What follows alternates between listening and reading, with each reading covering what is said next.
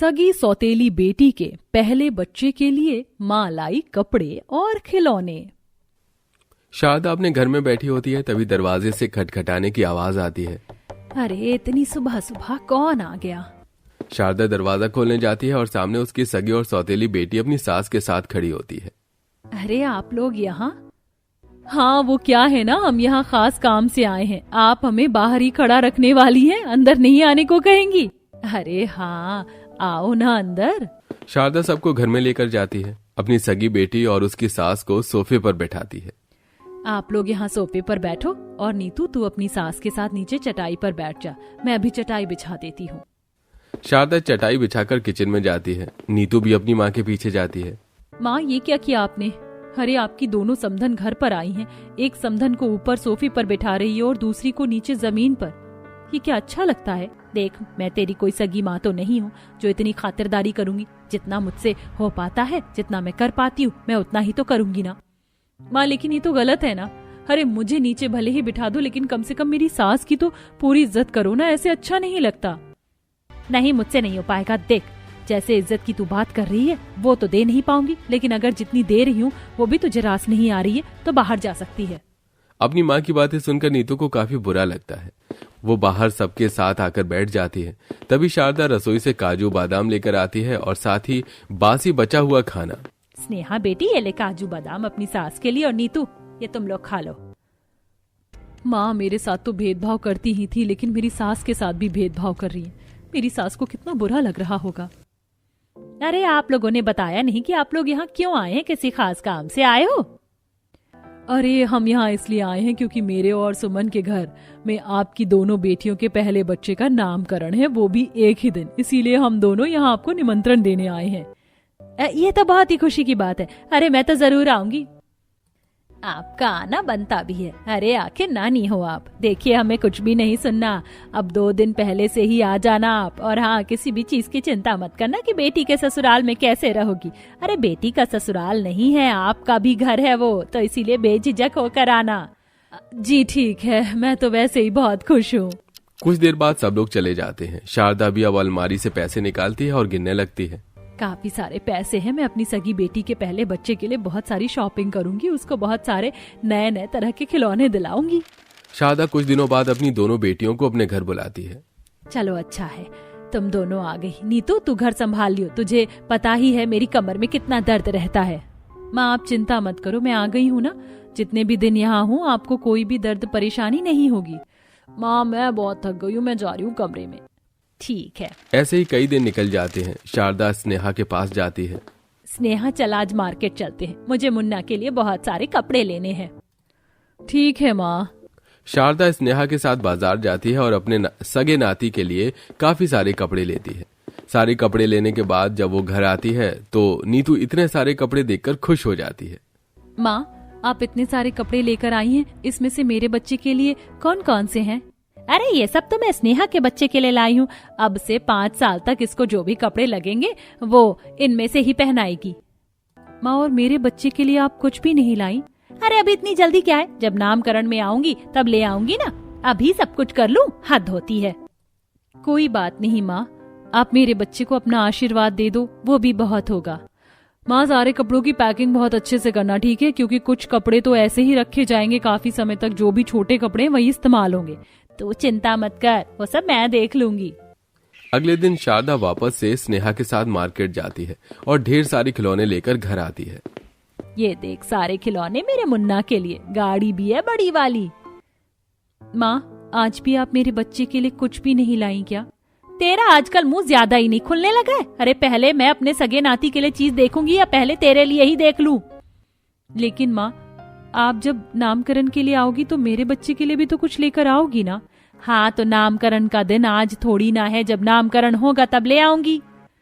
ठीक है माँ, जैसा आपको ठीक लगे। नामकरण से 1 हफ्ते पहले नीतू और स्नेहा दोनों अपने अपने ससुराल चली जाती हैं। इसके बाद शारदा संदूक से पुराने कपड़े निकालती है। ये पुराने कपड़े सारे नीतू के बच्चे के लिए और ये टूटे फूटे खिलौने भी वही ले लेगा। अरे अब सौतेली औलाद के लिए नई चीज लेकर पैसे थोड़ी ना वेस्ट करूंगी। वैसे भी इतने पैसे तो हैं भी नहीं मेरे पास की इसके लिए नए कपड़े और नए खिलौने दूं, यही बहुत है उसके लिए। शारदा नामकरण के फंक्शन में पहुंचती है।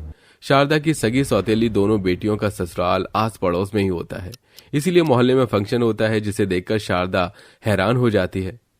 ये क्या बहन जी, मुझे तो लगा अलग अलग फंक्शन होगा, आप दोनों ने तो एक में ही फंक्शन कर दिया।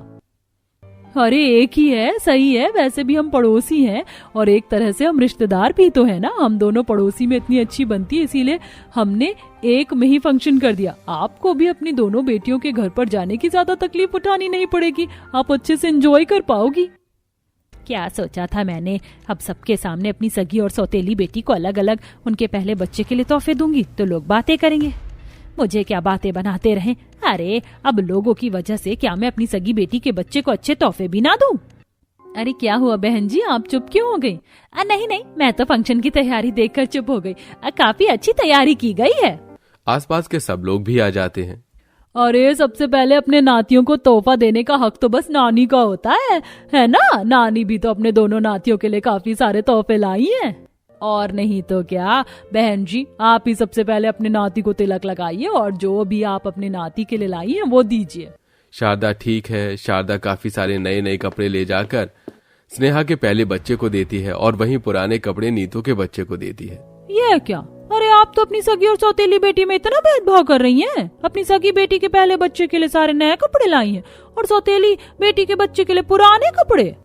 अरे बहन जी, नफरत करने में आप ये भूल गई क्या कि नवजात शिशु को 6 महीने तक नए कपड़े ही पहनाए जाते हैं ताकि उसके शरीर पर चुभे ना। बहन जी ये तो सही कह रहे हैं लोग, आपको थोड़ा सा तो ध्यान रखना चाहिए था। देखिए हम आपके घर के मामले में कुछ बोलते नहीं है, लेकिन आपको भेदभाव करना है तो थोड़ा सोच समझ कर करिए। आप अपनी सगी बेटी के पहले बच्चे के लिए ये कपड़े लाई हैं नए, जो कि वो पहन भी नहीं पाएगा। लोगों की बात सुनकर शारदा का मुंह बंद हो जाता है। तभी सुमन कहती है, अरे कोई बात नहीं, अब जो हो गया सो हो गया। बहन जी दोनों बच्चों के खिलौने भी तो लाई है ना, वो दे दीजिए। शारदा अपनी सगी बेटी के पहले बच्चे को काफी सारे बड़े बड़े खिलौने देती है, वहीं सौतेली बेटी के बच्चे को टूटे हुए खिलौने देती है। इतना ज्यादा भेदभाव, सगी बेटी के बच्चे के लिए इतने सारे खिलौने और सौतेली बेटी के बच्चे के लिए कुछ भी नहीं, टूटे हुए खिलौने। अरे इससे अच्छा तो कुछ मत देती। सब लोग ताने देने लगते हैं। तभी स्नेहा के बच्चे का हाथ खिलौने पर लगता है, जो गिर के स्नेहा के बच्चे पर लग जाता है और वो रोने लगता है। माँ आपने इतने भारी खिलौने क्यों दिए? अरे देख रही हो आपकी वजह से मेरे बच्चे को लग गई। देख लो बहन, अरे इतना मन में खोट रखोगी ना तो यही होगा। आपकी नफरत की वजह से ही आपके सगे नाती को चोट लग गई। आप तो माँ और नानी कहलाने के लायक भी नहीं हो। बेटियों में फर्क कर रही हैं और अब अपने नाती में भी फर्क कर रही हो। अरे आप सब बस कीजिए, हमारी माँ बहुत अच्छी है। उन्होंने फर्क भले ही किया हो लेकिन वो प्यार मुझे भी करती हैं और जैसी भी हैं वो मेरी माँ है। मैं उनके खिलाफ कुछ नहीं सुन सकती। देख लिया बहन जी, आप अपनी सगी बेटी के लिए इतना कर रही थी और वो तो चुप बैठी थी, लेकिन सौतेली बेटी ने आपके लिए कुछ गलत नहीं सुना। इतना सब देखकर शारदा को काफी ज्यादा बुरा लगता है। मुझे माफ कर दो नीतू बेटी, मैंने तुम दोनों में फर्क किया और अब तुम दोनों के पहले बच्चे में भी फर्क कर रही थी। मुझे नानी बनने का सुख मिला, लेकिन जलन की वजह से उस सुख को भी मैंने छोटा कर दिया। माँ कोई बात नहीं, आपको अपनी गलती का एहसास हो गया, वही बहुत है मुझे। इसी के साथ अंत में शारदा अपने दोनों नातियों को गोद में लेती है और बहुत अच्छे से प्यार करती है और दोनों को बराबर तोहफे देती है। बहू तुम चिंता मत करो, तुम्हारा बच्चा और तुम दोनों स्वस्थ हो। बस 1 महीना बाकी है, अच्छे से ख्याल रखना। दाई माँ आप बहुत अच्छी हैं। अच्छा ये लीजिए कुछ पैसे और आप खाना खा लीजिए। आज मैंने अपनी बहू के लिए गाजर आलू की सब्जी बनाई है, खाकर देखिए ना। आप इतना कह रही हैं तो लाइए। खाना खाकर दाई माँ चली जाती है। रास्ते में मेघा की बड़ी बहन का सोने का महल दिखाई देता है, जहाँ 8 महीने की गर्भवती श्रुति सोने की दीवार को कपड़े से साफ कर रही थी। ये क्या श्रुति बेटा, तुम अपने 8वें महीने में ऐसे सफाई क्यों कर रही हो? अगर तुम्हें या बच्चे को कुछ हो गया तो? जी नमस्ते दाई माँ, वो मैं। तुम्हें ऐसे लापरवाही नहीं करनी चाहिए। श्रुति चलो मैं आज आई हूँ तो तुम्हें देख लेती हूँ। तभी श्रुति की सास गायत्री आ जाती है। क्या मैंने तुमसे बोला कि मुझे अपनी बहू को दिखवाना है? अगर नहीं तो क्यों जबरदस्ती बीच में आ रही हो? और मेरे को अच्छे से पता है, सोने के महल में तुम इसलिए आई हो ताकि मैं तुम्हें जांच करने पर सोने के सिक्के दूं। आपने गलत समझा, मुझे तो बस श्रुति बिटिया की फिक्र थी, इसीलिए आई थी। कोई बात नहीं, मैं चली जाती हूँ। ये कहकर दाई माँ चली जाती हैं। आखिर ऐसा क्यों था कि सोने का घर होने के बावजूद भी गायत्री अपनी बहू का अच्छे से ख्याल नहीं रख रही थी और कंजूसपना दिखा रही थी, जबकि गरीब बहन की सास मिट्टी के घर होने के बावजूद भी अपनी बहू का बहुत अच्छे से ख्याल रख रही थी। जानने के लिए कहानी में कुछ समय पीछे चलते हैं, जहां गायत्री अपनी बहू श्रुति का तीसरे महीने में बिल्कुल भी ढंग से ख्याल नहीं रखती थी। बहू झाड़ू पोछा कर ले, उसके बाद मुझे पनीर वाला चीला बना कर देना। माँ जी, अभी मेरा तीसरा महीना चल रहा है। ऐसे समय में डॉक्टर ने मुझे ये सब करने को मना किया है, और आज तो टेस्ट के लिए भी जाना था। आप चलेंगी ना? टेस्ट के लिए कोई जरूरत नहीं है टेस्ट करवाने की, और आजकल के डॉक्टरों की कोई बात मत माना कर, वो तो होते ही निकम्मे से हैं। गलत गलत बातें बोलकर वहम डालते हैं। फिर आजकल की बहुएं भी कोई काम नहीं करती, लास्ट में बच्चा ऑपरेशन से होता है। ठीक है माँ जी। ये कहकर सोने के ससुराल में श्रुति झाड़ू से घर की सफाई करती है। दरअसल जब से गरीब घर से श्रुति अमीर सोने के ससुराल में आई थी, तब से ही बस सास का कंजूसपना दिखा रही थी। वो लोगों में दिखावा करने में तो नंबर 1 थी, वहीं श्रुति के साथ भी हो रहा था। फिर सास को खाना बनाकर श्रुति खिला देती है। दूसरी तरफ उसकी छोटी बहन जो अपनी गरीब मिट्टी के ससुराल में रहती थी, उसका भी तीसरा महीना चल रहा था। सुबह सुबह सास उसे दूध का गिलास देकर कहती है, मेघा बहू, ले दूध पी ले, इससे पिएगी तो जच्चा बच्चा दोनों को ताकत आएगी। अरे माँ जी, अभी तो सिर्फ तीसरा महीना लगा है, आप मेरी इतनी चिंता क्यों करती है? क्यों ना करूं, आखिर इस घर का पहला बच्चा आ रहा है, ख्याल तो रखना जरूरी है ना। तेरा ख्याल नहीं रखूंगी तो बच्चा कैसे हष्ट पुष्ट होगा। तभी गली में ताजा ताजा फल वाला आता है। फल खरीदने के लिए जमुना गुल्लक को तोड़ देती है। अरे माँ जी, आपने इस गुल्लक को क्यों तोड़ दिया? हाँ माँ, ये तो आपकी आंखों का नया चश्मा बनवाने के लिए था ना। अरे तो क्या हो गया, इस घर में कब से तंगी चल रही है। तू बहू को फल नहीं खिला पा रहा, लेकिन मुझे तो उसका ख्याल रखना है ना। क्या करूंगी चश्मा लगाकर। माँ जी, आप भी ना, आप नहीं सुधरने वाली। उन पैसों को अपनी मिट्टी के घर से बाहर जाकर फल वाले में से अमरूद केला खरीद लेती है, जिसका चाट बनाकर सास अपनी बहू को दे देती है। 4 महीने बीत गए। दोनों अमीर गरीब बहनें 8 महीने की गर्भवती हो जाती हैं। इस बीच जमुना दाई माँ को घर पर बुलाकर बार बार बहू का चेकअप करवाती थी, लेकिन वहीं सोने के घर में रहने वाली कंजूस गायत्री अपनी बहू से ठंड में भी काम करवाती थी। एक दिन गीजर खराब हो जाता है, तब श्रुति बड़ी मुश्किल से अपने पेट पर हाथ रखकर सास के पास आती है। माँ जी, रसोई का गीजर खराब हो गया है और बाथरूम में तो गीजर लगा ही नहीं है। ऐसे में ठंड में ठंडे पानी में मुझसे काम नहीं हो रहा है, आप गीजर ठीक करवा दें तो सही रहेगा। अच्छा हुआ जो तूने मुझे बता दिया, वरना मैं तो बेवकूफ हूँ, मैं तो कुछ करने से ही रही। देख श्रुति बहू, मुझे ज्यादा चलाने की कोशिश मत किया कर, और इस गीजर पर पैसे फूंक कर पैसे बिगाड़ने की क्या जरूरत है। 3 महीने की और ठंड है, फिर गर्मी आ जाएगी, जब तक चला ले ऐसे ही काम। माँ जी, मेरा इतना बड़ा सोने का ससुराल है, अगर 500-600 की ही गीजर ठीक करने में लग भी जाएंगे तो कौन सी बड़ी बात होगी। अच्छा, अब तू मुझसे जुबान चलाएगी, वही होगा जो मैं चाहूंगी, समझी? अब जाकर काम कर। फिर श्रुति को गर्भवती के महीने में वॉशिंग मशीन में कपड़े धोने पड़ते हैं, जिसके बाद वो हीटर ढूंढती है।